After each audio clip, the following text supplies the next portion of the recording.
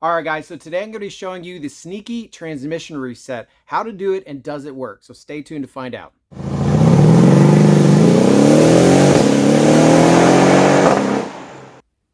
Hey guys, welcome back to my channel, or as it's been lately, just me sitting in a car talking. No, I do have some cool stuff coming up, so stay tuned for that. But in this video, we're going to be talking about the sneaky transmission reset that you can apparently do on these E63s. Now, this isn't a new thing. People have talked about it on the E55 forums, and basically, it's a procedure you do in the car. It just takes a few minutes, and it's supposed to reset the adaptations in the car. Now, the culprit is sometimes people just don't like the way their car's shifting. It just doesn't feel like it used to. Sometimes you might have like some hard shifts occasionally.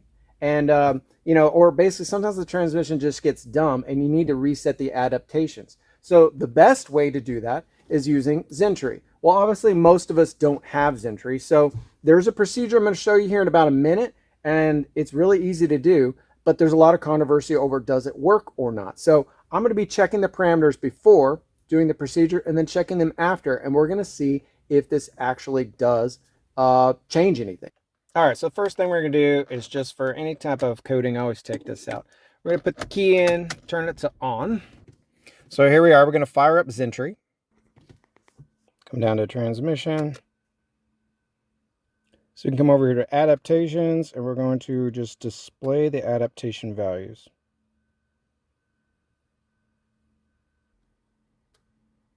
So right here we have all our adaptations listed. So you can see you don't really need to pay attention to a whole lot here. Here's just the limits. So you'll see pretty much everything is -20, +20, -20, +20, and then the pressure 2000. So that's just the range. Here's your actual adaptations when it's cold, when it's warm, and when it's hot. So we can kind of come here and look at some stuff. So like our 1 to 2 is 2510, -100, -200, -220. Over here, our 2 to 3 is 15, -5, 3, 340, 280, 160. And obviously, I took a bunch of pictures of this just so I can actually see the difference. But we'll kind of compare them side by side. Okay, so now time for the actual procedure. So in your car, doors closed, take the key, put it into the ignition, and turn it to position 2, which is running, but don't start it. Kind of let it go through its little startup thing, 10 seconds or so. So now what we're going to want to do is to press the gas all the way to the floor and count to 10. So the floor, 1, 2.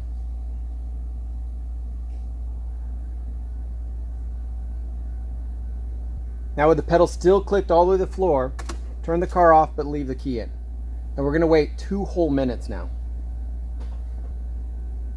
Now obviously I'll fast forward here in just a second, but this is a good time to hit that like button. Remember, you're not paying anything for it, so just hit like. Now, just an anecdotal story. One time I was driving home from work, car was cold, I went to downshift and went from 4 to 3, and it kind of felt like a pretty rough shift.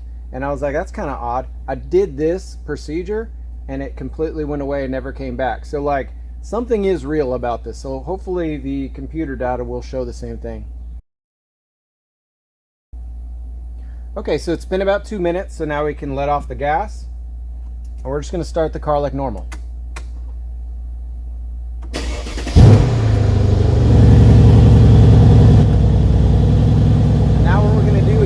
Drive for about 15 minutes.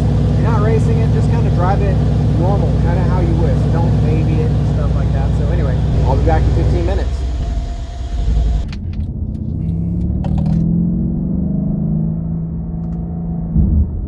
So we're doing the 15-minute drive right now. Let it warm up and then just drive it normally. So I normally drive in S mode, so it's in sport right now.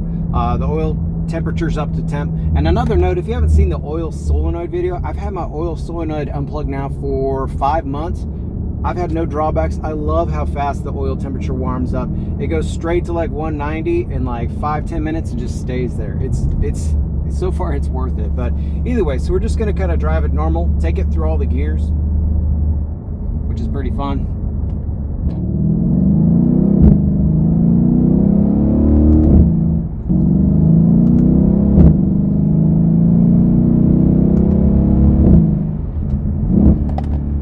Take it through some shifts and just let it shift.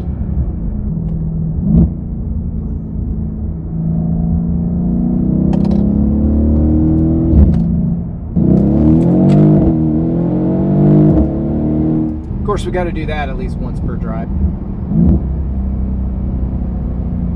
Do some downshifts.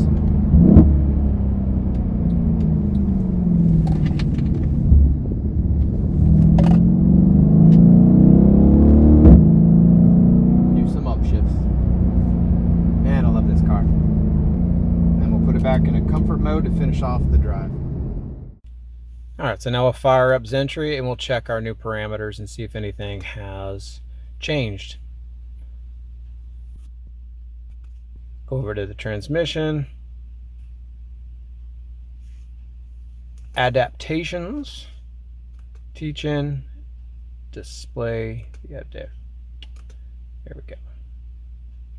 Now remember, your old data was not like terrible. It just wasn't precise. So this gave it a chance to learn new precision. So let's see if anything has changed. Yeah, so before, if you remember correctly from the video, this was 100, negative 200, negative 220. Now we've kind of changed to 100, 160, 200. Go down to 23. That used to be 340, negative 280, negative 160. And so it has changed. We can go through the whole list. If we go down to the 4-5 shift, it used to be 240, 120, 100. So it's updated. And then the 5-6 shift used to be negative 40, negative 140, negative 140. So that one's kind of the same. So that must have been ideal, I guess. The bottom one used to be 280, 80, and then 220. So it hasn't changed. So we have seen some things update. Not everything. Like I said, not all of your old values were trash. Hopefully it just kind of relearned the new ones. Our 7.6 used to be 100, negative 120, and then 100. And maybe I'm thinking the reason the 7.6 and 6.7 didn't change very much is because, you know, I really only went over 60 like twice on my drive. Let's see if the downshifts changed for the lower gears. So the previous values were 340, 120, and 140. So that didn't change. How about the 232? It went, previous was 80, 200, 120. So it did get a little different there. Second to first gear, it used to be 220, 200, 140. So yeah, definitely a lot of these values have changed. Not all of them, but this seems to actually work.